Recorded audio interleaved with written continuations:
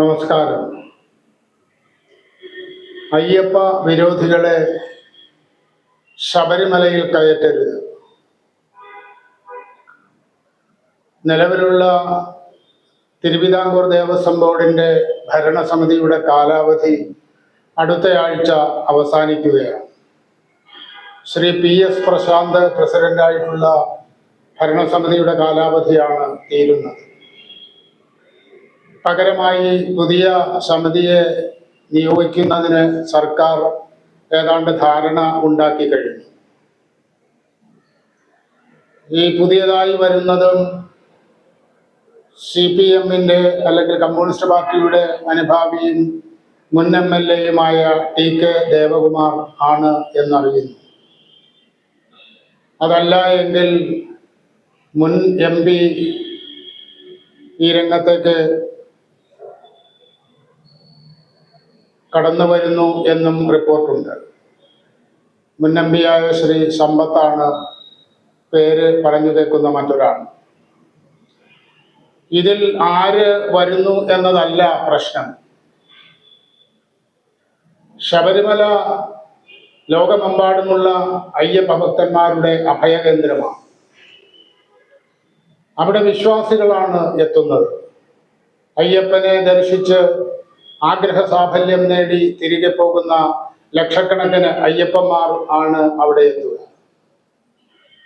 ഈ പുതിയ ദേവസ്വം ബോർഡ് പ്രസിഡന്റായിട്ട് ആര് വന്നാലും ശരി, കമ്മ്യൂണിസ്റ്റ് പാർട്ടിയുടെ നേതാക്കളും അല്ലെങ്കിൽ അവരുടെ പ്രവർത്തകരും എന്ന നിലയിൽ അവരാരും ഈശ്വര വിശ്വാസികൾ ആയിരിക്കില്ല.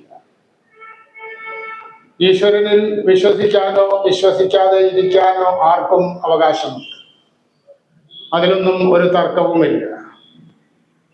പക്ഷേ ലക്ഷക്കണക്കിന് വിശ്വാസികൾ ഒരുമിച്ച് വരുന്ന ഒരു ദേവസങ്കേതത്തിൽ അതിൻ്റെ ഭരണനിർവഹണം നടത്തുന്നവർ ഈശ്വര വിശ്വാസികൾ അല്ല എങ്കിൽ അതൊരു പോരായ്മ തന്നെയാണ്. വെജിറ്റേറിയൻ ഭക്ഷണം വിളമ്പിയിരിക്കുന്നിടത്ത് ഒരു നോൺ വെജിറ്റേറിയൻ ഭക്ഷണക്കാരൻ കയറിയിരുന്ന് ദേഷ്യം പൂണ്ട് ഇലമടക്കി വെച്ച് വിളമ്പുകാരനോട് രോഷം കൊള്ളുന്ന അനുഭവങ്ങൾ പോലെയാണ് ശബരിമലയിൽ നിരീശ്വരവാദികളായ കമ്മ്യൂണിസ്റ്റുകാർ വരുമ്പോൾ ഉണ്ടാകുന്ന ഫലം. ശബരിമലയിലെ സംഭവവികാസങ്ങൾ ഇപ്പോഴും കത്തി ജ്വലിച്ചു നിൽക്കുകയാണ്. ശബരിമല ധർമ്മശാസ്താവിന്റെ ശ്രീകോവിലിനകത്തും പുറത്തുമൊക്കെയുള്ള സ്വർണപ്പാളികൾ പൊക്കിക്കൊണ്ടുപോയി കിലോ കണക്കിന് സ്വർണം തൂക്കിവിറ്റു എന്ന് കോടതി പറയുന്നു, അന്വേഷണ സംഘം പറയുന്നു. ഇതിനെല്ലാം നേതൃത്വം കൊടുത്തത് ദേവസ്വം ബോർഡിനെ ഭരിച്ചിരുന്ന കമ്മ്യൂണിസ്റ്റ് ഭരണകാലത്തുള്ള നേതാക്കന്മാർ ആണ് എന്നും പറയുന്നു. ഇതുതന്നെയാണ് നമുക്ക് മുന്നിലെ വിഷയം. ഈശ്വരനിൽ വിശ്വസിച്ചുകൊണ്ട്, അതും ശബരിമല ധർമ്മശാസ്താവിൻ്റെ ശക്തിയിൽ വിശ്വസിച്ചുകൊണ്ട് അവിടെ ഓടിയെത്തുന്ന പതിനായിരക്കണക്കിന് ആൾക്കാർ അയ്യപ്പന്റെ ശ്രീകോവിലിന് മുമ്പിൽ സർവ്വതും മറന്നുകൊണ്ട് കൈകൂപ്പി ശിരസ് കുനിച്ച് പ്രാർത്ഥിച്ച് സാഫല്യം നേടി പിറകോട്ട് പോകുമ്പോൾ അവിടെ എത്തി അധികാരത്തിന്റെ അഹങ്കാരം തലക്ക് പിടിച്ചതുകൊണ്ട് അയ്യപ്പന് മുമ്പിൽ കയ്യും കെട്ടിയും മീശ വിരിച്ചും നിന്നുകൊണ്ട് ധാർഷ്ട്യം കാണിക്കുന്ന പലരുടെയും ചിത്രങ്ങൾ നമ്മൾ കണ്ടിട്ടുണ്ട്. അത് ഭരണക്കാരുടെ ഭാഗമായി വരുന്ന ആൾക്കാരാണ്. അത്തരക്കാരെ കാണുമ്പോൾ സ്വാഭാവികമായും വിശ്വാസികൾ, വിശേഷിച്ചും അയ്യപ്പന്റെ ആശ്രിതരായി കഴിയുന്ന വിശ്വാസികൾക്ക് രോഷമുണ്ടാവുക സ്വാഭാവികമാണ്. അയ്യപ്പ ക്ഷേത്രം തിരുവിതാംകൂർ ദേവസ്വം ബോർഡിന്റെ കീഴിലുള്ള ഏറ്റവും വലിയ ക്ഷേത്രമാണ്.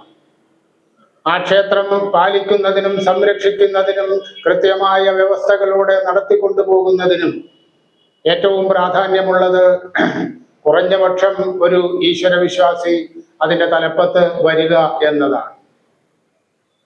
അല്ലാത്തവർ വരുമ്പോൾ അവരെല്ലാം പുച്ഛത്തോടെ കാണും. അങ്ങനെ വരുമ്പോൾ വിശ്വാസികളുടെ മനസ്സിലുള്ള സങ്കല്പങ്ങൾ തകരുന്ന സ്ഥിതി ഉണ്ടാകും.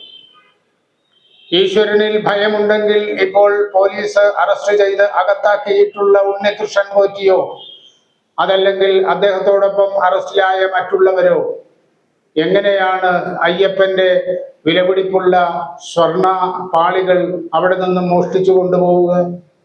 അവരെ സംബന്ധിച്ചിടത്തോളം അയ്യപ്പനും ശ്രീകോവിലും എല്ലാം ഒരു വിൽപ്പന ചരക്ക് പോലെ അവർ കണ്ടു എന്നതാണ് യാഥാർത്ഥ്യം.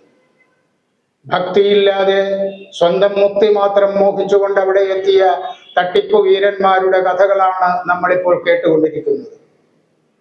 ഹൈക്കോടതിയുടെ ഇടപെടൽ ഉണ്ടായതുകൊണ്ട് നമ്മൾ പ്രതീക്ഷിച്ചതിനുമപ്പുറം പല മോഷണ കഥകളും പുറത്തു വരികയാണ്. സർക്കാരിന്റെ മാത്രം അന്വേഷണമായിരുന്നെങ്കിൽ പണ്ടേ ഇത് കെട്ടടങ്ങി പോകുമായിരുന്നു.